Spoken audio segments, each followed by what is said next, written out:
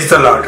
ఈరోజు దేవుని మాట ఎజ్రా 3:2-6 వరకు. బబులోను నుండి ఇశ్రాయేలుకు దేవుని మందిరంను బాగు చేయటానికి లేదా తిరిగి కట్టడానికి ఎజ్రా నాయకత్వంలో వచ్చిన ఇశ్రాయేలు ప్రజలు దేవునికి బలిపీఠం కట్టి దేవుడు మోషే ద్వారా ఇచ్చిన ధర్మశాస్త్రములో రాయబడినట్లుగా బలులు అర్పించటము మొదలు పెట్టారు.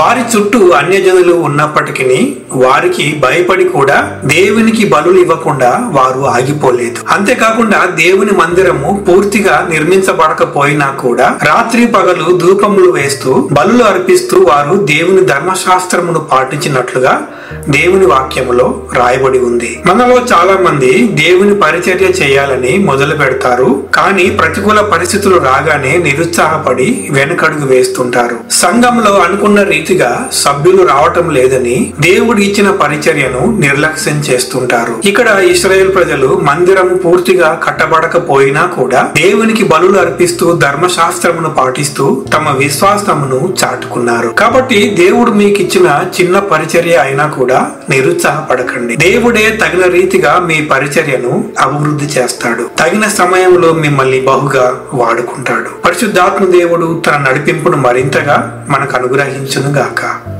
ఆమేన్.